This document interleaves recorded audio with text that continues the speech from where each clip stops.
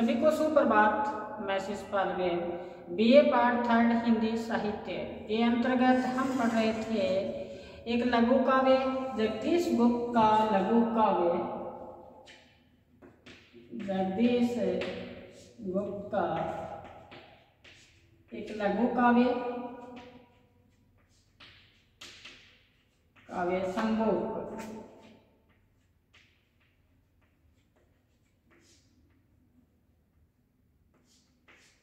जिसके अंतर्गत हमने प्रथम दृश्य में चर्चा कर रहे थे। प्रथम दृश्य और प्रथम दृश्य में हमने राजद्वार के बारे में पढ़ा। प्रथम दृश्य राजद्वार पढ़ा। दूसरा था पुष्पकयान, पुष्पकयान, और तीसरा है वन देवता। तीसरा है वन देवता। एक बार यहाँ तक हम चले। हमने राजद्वार के बारे में पढ़ा। राम का जो राज दरबार था, किस प्रकार से उनकी शोभा का वर्णन किया कवि ने कि वहाँ पर राज दरबार में ज्योतियों से मंडित राज दरबार था, दिव्य राज दरबार था। पीछे शक्तिशाली लोग थे जो प्रजा के दुख सुख में मदद करते थे। तोरणों से आच्छादित राज दरबार था। और आगामी बताया जितने रंग उतने रंग, जितने रूप उतने रंग और उतने ही भांति के वहाँ विराजमान थे। इस प्रकार से वहाँ हमने बताया कि उसी उल्लास उमंग, हर तरफ उल्लास और उमंग उठ रही थी। उस सहनाइयों की नाद हो रही थी। उस सहनाइयों के बीच में एक ब्राह्मण एक रोता हुआ चिल्लाता हुआ आता है, अपने दोनों बाहों को फेंकता हुआ राम दरबार में प्रवेश करता है। और कवि ने बताया कि ऐसे जो वहाँ खुशी का जो वातावरण था, अमृत में विश्व को घोल रहा था। एक ब्राह्मण का अकाल मृत्यु को प्राप्त बेटा होता है, वो ऐसा जब राज दरबार में आया और सभी ने अपने अपने सभी राज दरबार में बैठे हुए जन बड़े दुखी हुए कि ये ऐसा राज दरबार में कैसा हुआ। तो इस प्रकार से जैसे जैसे धीरे धीरे समय बीत गया, लेकिन राज सुख की कटी नहीं, लेकिन दुख भी वैसा का वैसा ही हुआ। जैसे बहु हुआ, चारों तरफ से हाहाकार मच गया और राज दरबार में सन्नाटा छा गया। लेकिन अभी तक राम थे, अभी अपने सिंहासन पर विराजमान थे। राम आगे उठ कर नहीं आए। और फिर जैसे सुबह हुई तो पुरजन लगा होने और मच गया चारों तरफ से शोर। एक ने कहा कि राम राज नहीं रहा ए कलंक, इस कमल में सना है पंख। कहते राम का दरबार, अब राम का राज है वो अब कलंकित हो चुका है, कमल में अब कीचड़ लग चुका है। दूसरा ने कहा कि इस प्रकार से कहते सोचने जनता लगी है बात, दुख बीता की तो बीती, दुख नहीं बीता बीती रात। इस प्रकार से हमने इस पर अध्ययन किया। आगे देखो, आगामी बताया है कि हम दूसरा जो सर्ग पढ़ रहे थे पुष्पकयान। अब रामचंद्र जी ने वो जैसे पता लगा वशिष्ठ जी के द्वारा कि शंभु को वन में दंडक वन में तपस्या कर रहा है, अधोमुख लिए और एक सर्व की लालसा लिए। तब रामचंद्र जी ने मन में संकल्प लिया। राम ने निश्चय किया यह वे अकेले करेंगे शूद्र मुनि की खोज। वो शूद्र मुनि की खोज अकेले करेंगे और साथ में न तो सचिव जाएगा न उनके सेवक जाएंगे, चाहे कितने ही दिन लग जाए। अब पुष्पकयान लेकर रामचंद्र जी पुष्पकयान में विराजमान होते हैं। तो कवि ने सबसे पहले पुष्पकयान की शोभा का वर्णन करते हुए कवि ने बताया है कि पुष्पकयान कैसा था। पुष्पकयान रतन मणियों से जड़ित था। प्रतिबिंब अभिराम, ऐसा लग रहा था सुंदर कि वो प्रतिबिंब का ही अभिराम सुंदरता हो प्रतिबिंबों की।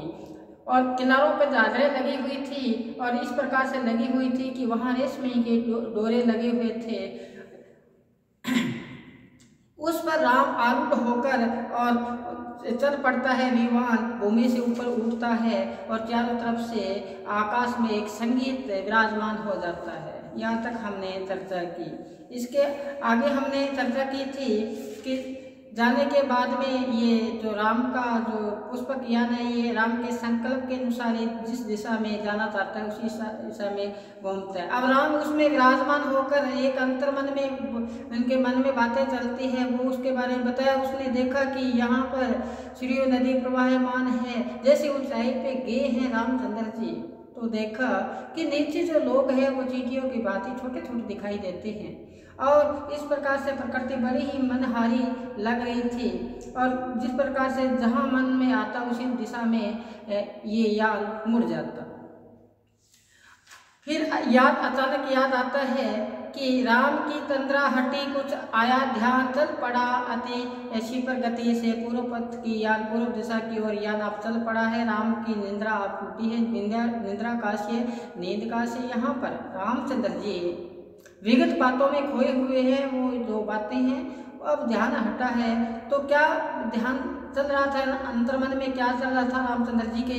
कहते हैं 7 लक्ष्मण के पिता का मानकर आदेश गए, विश्वामित्र के संग ही आदेश। कहते हैं मैं यहाँ आया था, अपने पिता का आदेश मानकर 14 वर्ष का वनवास के लिए यहाँ आया था और साथ में विश्वामित्र जी मेरे साथ में आई थी यहाँ बेटी धर्मशिला रूप मंत्र रहा था मन अहिल्या का विगत विद्रूप। कहते हैं यहाँ आने से अहिल्या श्राप से ग्रसित नारी का उद्धार हुआ था रामचंद्र जी के चरणों से। जैसे वो छुए तो वो सजीव हो उठी और बताया दाम से छूने उसे जैसे गत साप आग याद अब आने लगा। इतिहास अपने आप इतिहास याद आने लगा है रामचंद्र जी को। विगत बातें कि यहाँ राम जब दशरथ के आदेशानुसार मैं यहाँ वन में आया था, मेरे साथ में लक्ष्मण थे तो यह याद आया कि एक नारी को सुगति दी, एक को परिताप। फिर याद आया कि एक नारी को मैंने बड़ी अच्छी गति दी थी अहिल्या को, और दूसरी नारी जो सीता थी उनको मैंने परिताप दिया था, दुख दिया था। याद आया और फिर क्या कहते हैं कि छोड़ जाऊंगा जगत में कौन सी छाप, मैं जगत में क्या चिन्ह छोड़ के जाऊंगा। एक नारी को मैंने उदार किया है, दूसरे को मैंने परिताप किया है, दुखी किया है। और यह मिथिलापुरी योगो जनक का गेय स्वयंवर भूमि चंद्र शांत ग्रह संदेश। फिर याद आने लगा स्वयंवर रामचंद्र जी को। कहते हैं कि वाटिका में प्रथम दर्गों का उलझना, जब सीता से प्रथम मुलाकात होती है तो आंखें रामचंद्र जी की और सीता माता की उलझती है।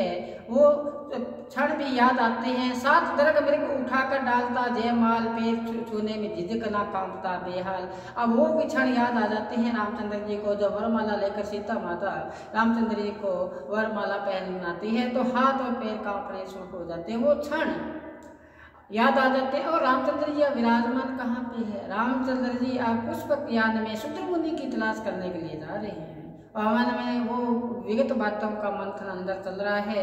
यही आकर परशुराम से हो गए थे दीन। कहते परशुराम क्रोधित होकर स्वयंवर में जब शिव का धनुष तोड़ा गया तो क्रोधित हो गए कि शिव का धनुष किसने तोड़ा है।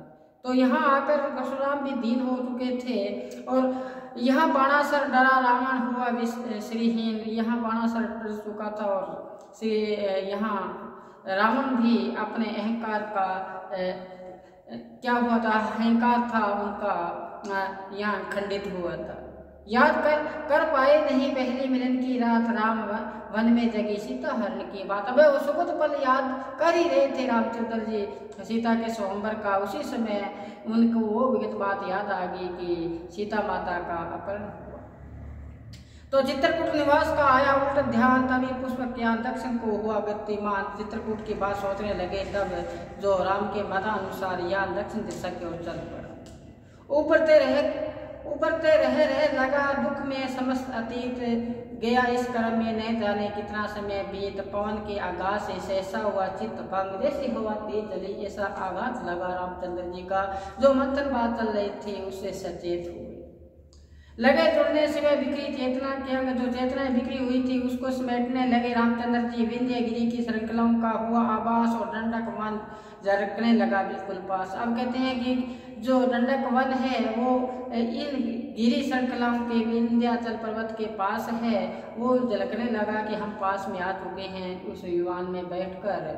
तो कहते हैं सब दिशा में सिमट आई एक मधुर संगीत, घंटियों की धवना रहा वातावरण जीत। जिस प्रकार से यान वहां चला पुष्पक यान तो चारों तरफ से ढोल नगाड़े घंटियों की आवाज आने लगी। चारों तरफ से नाद ही नाद व्याप्त हुआ।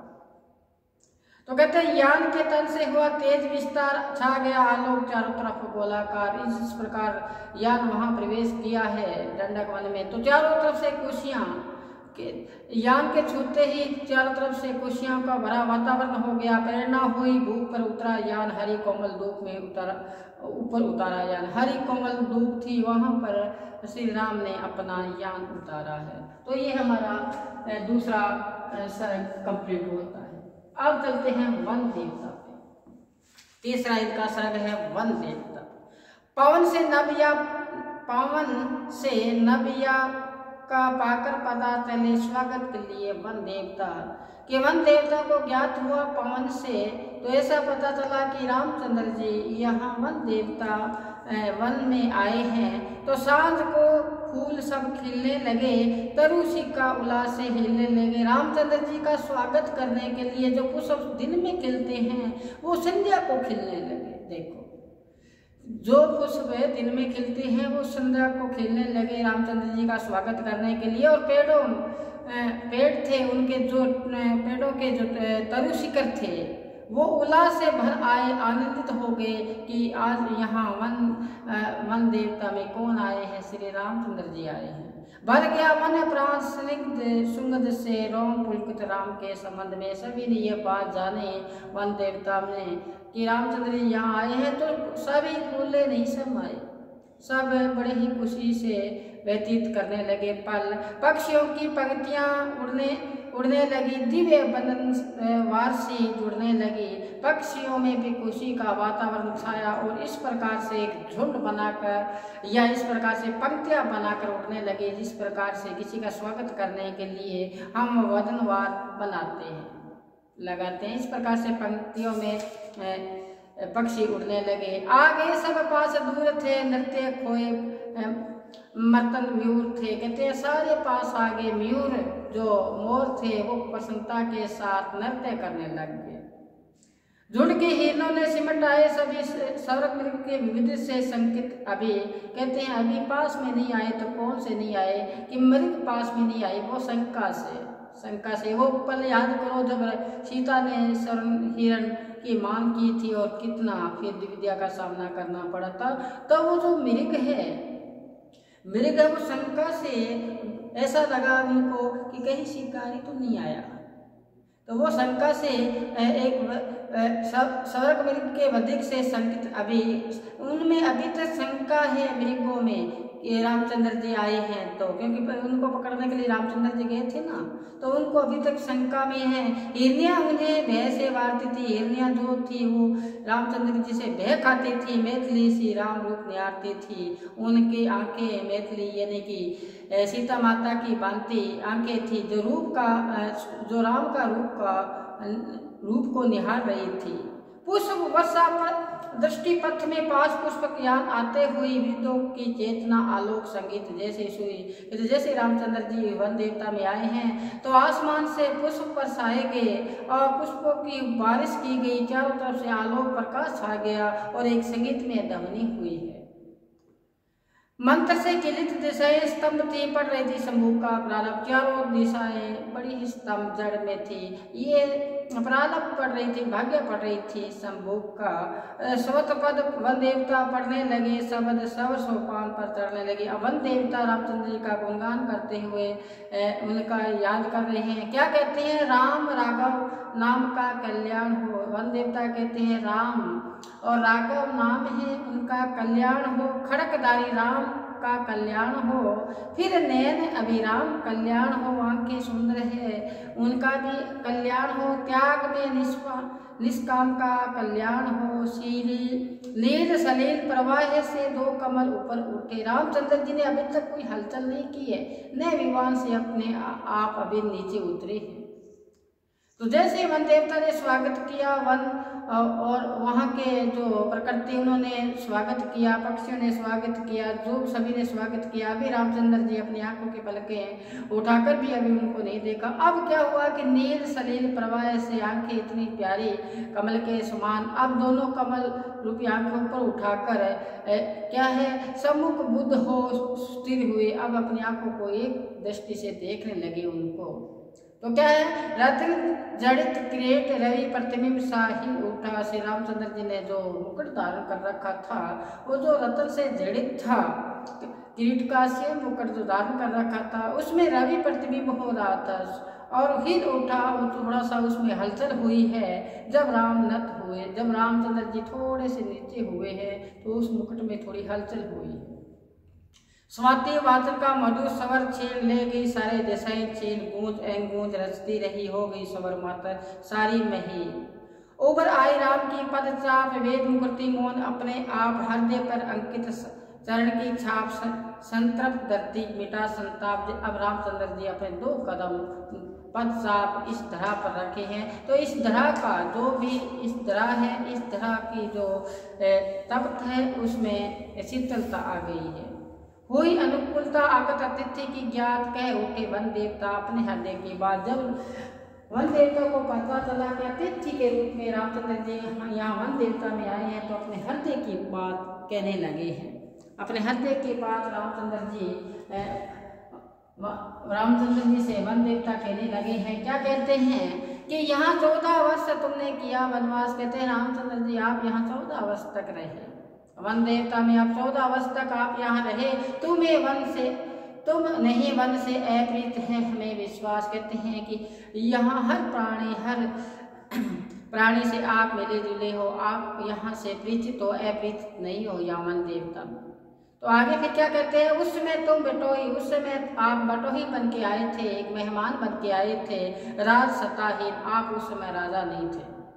अब रामचंद्र जी राजा हैं, पहले राजा नहीं थे, उनको वनवास दिया गया था दशरथ के द्वारा। कहते हैं कि अब तुम राजपद पर हो चुके आसीन, अब आप राजा बन चुके हो। क्या कहने लगे, तुम अयोध्यापति बने रघुवंश के सिरमौर, इस वक्त कुछ जानते हो या कहें हम और। कहते आप सब बात जानते हो, परम हो आप ही प्रभु हो, हम अपनी बात आपको क्या कहें।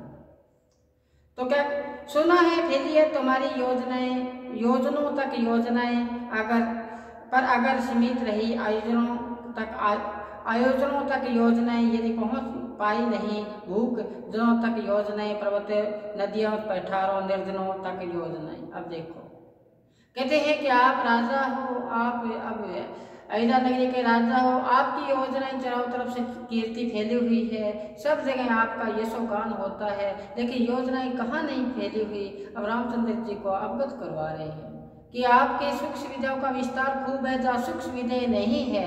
क्रोध आया है ना इसमें कि आयोजनाएं पहुंच पाई नहीं, जहां तक आपकी योजनाएं पहुंचनी चाहिए थी वहां अभी तक पहुंच नहीं पाई है, क्योंकि भूखे जनों तक योजनाएं अभी पहुंच नहीं पाई है। जहां पर पर्वत है, नदियां हैं, पठार है, वहां तक योजनाएं अभी आपकी यानी कि सुख सुविधा हर जन को पहुंच नहीं पाई है। अवगत करवा रहे हैं वन देवता श्री राम को, और राम किस देह के लिए गए हैं, शंभू को ढूंढने के लिए। देखो अब क्या कहते हैं वन देवता कि ये निरक्षर वन पिछड़े लोग, कहते हैं जहाँ आप आए हो यहाँ ये लोग हैं, ये सारे पिछड़े हुए हैं और निरक्षर है, अनपढ़ है ये लोग, सहते हैं कब तक यात्राएं। इनको यात्राएं मिलती है आपके सेनापतियों के द्वारा, आपके जो राज दरबार के जो मुख्य व्यक्तियों के द्वारा इनको यात्राएं मिलती है। अधमरे कहाँ तक संतोष के खाए चबाए, अधमरे हो चुके हैं, इनको बस थोड़ा सा इनको मान सम्मान मिलता है, उसको संतोष कर ये खा लेते हैं। आगे सुनो, क्यों करे वनपाल पशु भांति अत्याचार, वनपाल इनके साथ अच्छा बर्ताव नहीं करते। वनपाल है जो इनके साथ कहते हैं पशुओं के भांति बर्ताव करते हैं, और कहते हैं कि पशु भांति अत्याचार करते हैं। क्यों न मानव सा इन्हें मिलता व्यवहार, मानव का जन्म जरूर लिया इन लोगों ने, यहाँ पहाड़ी क्षेत्रों में रहने वाले लोगों ने वन देवता में, लेकिन इनको मानव सा व्यवहार नहीं मिलता, क्योंकि जो यहाँ के पशु यहाँ के वनपाल है जो वो इन पर अत्याचार करते हैं। आगे है, क्यों सताते इन्हें आते तुम्हें भरते, क्यों इन्हें करते तुम्हें इन्हें सद्भाव से करते करते। कहते आपके जो वनपाल है इनको क्यों इतना सेवकों की भांति अत्याचार करते हैं, आप इनको करते क्यों नहीं करते, आप इनको अच्छी दृष्टि से क्यों नहीं करते। आगे देखो, इन्हें भी अपनत्व का साधन मिले, धन मिले या नहीं, पर ईंधन मिले। कितनी बड़ी बात कह दी। कहते हैं इन्हें अपनत्व का साधन मिले, ये संसार में यहाँ इन्होंने जन्म लिया आपकी जन्मभूमि में, ये भी चाहते हैं कि मैं भी इस जगती को, पूरी जगती को अपनत्व मानूं, मैं इस जगती को अपनत्व मानूं, इनको आलिंगन में ले लूं इस जगती को, लेकिन इनको अपनत्व नहीं मिलता, इनको नहीं मिलता। लेकिन वन देवता कहते हैं हम एक मनोकामना करते हैं कि इनको ईंधन मिले, इनको भरपेट भोजन मिले, इनका चूल्हा जले तो इनको भोजन मिलेगा, ये हम चाहते हैं। ये चना चबाकर, ये चना अपने चबाकर हाथ चाटेंगे, ये चना जब चबाएंगे और हाथ चाटते रहेंगे। देखो कितनी विडंबना है, ये चना को खाते हैं तो हाथ चाटते हैं, कहीं हाथों पे चना नहीं हो, और यही रहेंगे मौन, ये कुछ नहीं कहते, किसी का प्रतिशोध नहीं करते, अपना पेट काटते हैं, पेट को भरते नहीं है। ये पेट, इनका पेट और पीठ मिलकर एक हो चुका है। काम करने इन्हें लज्जा नहीं आती, ये अपने आप पिछड़े हुए लोग हैं, इनको काम करने में बिल्कुल लज्जा नहीं आती। और क्या इन्हें तुम्हें सजा नहीं लगती? देखो कहते ऐसे प्रकार के जो लोग हैं जिनको आपके राम राज्य में है तो सजा आपको लगेगी नहीं। रामचंद्र जी ने अभी तक प्रत्युत्तर नहीं दिया है, रामचंद्र जी ने एक शब्द भी वन देवता को नहीं कहा है। देखो एक शब्द नहीं कहा, और वन देवता अपनी बात को कहता हुआ आगे बढ़ रहा है। कहते हैं ये चना खाकर हाथ काटते हैं और अपना पेट काटते हैं, और इस प्रकार से अपने यहाँ जीवन व्यतीत करते हैं। आगामी देखो, कहते हैं काम करने में इन्हें नहीं है लज्जा, काम करने में इनको लज्जा आती नहीं है। कहते हैं कि क्या नहीं तुम्हें सजा नहीं लगती? इनका जो ये किया, जैसे एक जगह हमने पढ़ा था, आपने पढ़ा कहीं निर्बल को मत सताइए, जांघिए मोटी हाय, मरे जीव के चाम से लोहे भस्म हो जाए। निर्बल को नहीं सताना चाहिए, जिनकी हाई बड़ी होती है। आगे देखो, ये बुरी करतूत भी कम नहीं, जब झक मारते मरते वही, मद पिए भंवरे बने गुजारते, भूल जाते जीते कब हारते, इन्हें कोई चढ़ा दे शान पर खेल जाए तुरंत अपनी जान पर, भूमि पर इनके कलोरे गूंजते, चांद सूरज आग सबको पूजते। देखो ये जो लोग हैं, ये लोग भूल जाते हैं, अगर इनको थोड़ी सी प्रशंसा कर दे अपनी जान की बाजी लगा देते हैं। ये लोग भोले भाले लोग हैं जो चांद और सूरज को भी पूजते हैं, चांद और सूरज को पूजते हैं, और कहते हैं अग्नि से प्राप्त सारी सिद्धि है, अग्नि से इनको सारी सिद्धि प्राप्त होती है। अपना भोजन इनको ये भोजन को पकाते हैं, अग्नि में ही व्याप्त इनकी सिद्धि है। यह जलाती है इन्हें दावाग्नि, इनको जलाती है तो वन की आग जलाती है, या जलाती है जठराग्नि, या इनको मारती है तो भूख मारती है। जागते सोते तुम्हारा नाम जपा करते, निपटे निष्काम, ये जागते और सोते एक ही काम है इनका कि आपका ध्यान रखते हैं, आपका ही नाम का ये जाप करते हैं। याद सबरे की इन्हें है सब बात, जोहते बाट दिन रात, इनको याद है कि रामचंद्र जी सबरी के कुटिया में गए थे तो हमारी भी कुटिया में आएंगे, इसलिए आपका राह है, आपकी इंतज़ार करते हैं, आपके बाट दौड़ते हैं। कहते हैं ना बोले भाव मिले रघुराई, इस प्रकार से ये आपके बाट दौड़ रहे हैं। झोंपड़ के बीच झूठे बेर सबरी ने कर दिए थे ढेर, ये तुम्हारा आगमन ले जा नाच उठेगी गुंजा कर गान, ली गोबर के धुंधला धाम, साग पात रोस देगी राम, पर इन्हें स्वेदना से ही नगरवासी समझते हैं मृत में। देखो कितनी बड़ी बात कहती, कहते हैं कि जब आप वहाँ पहुँचोगे तो ये अपना कच्चा घर है उनको मिट्टी से पोत देंगे, आपका स्वागत के लिए इस प्रकार से ये साग बना के आपको परोस देंगे। जब नगरवासी आप वहाँ जाओगे आपको खुशी में इतने ये लीन हो जाएंगे, लेकिन नगरवासी इनको क्या समझते हैं, इनको पशुओं की भांति समझते हैं, या तो समझते हैं ये मछली है, या समझते हैं मेरे घर, पशुओं के भांति वार्ताव करते हैं, इस प्रकार वो समझते हैं। और ये आपकी खुशी में सारे बालक या बालिका इनके परिवार में वो नृत्य करेंगे, आप उनके जब दरबार में पधारोगे, आप उनकी कुटिया में पधारोगे।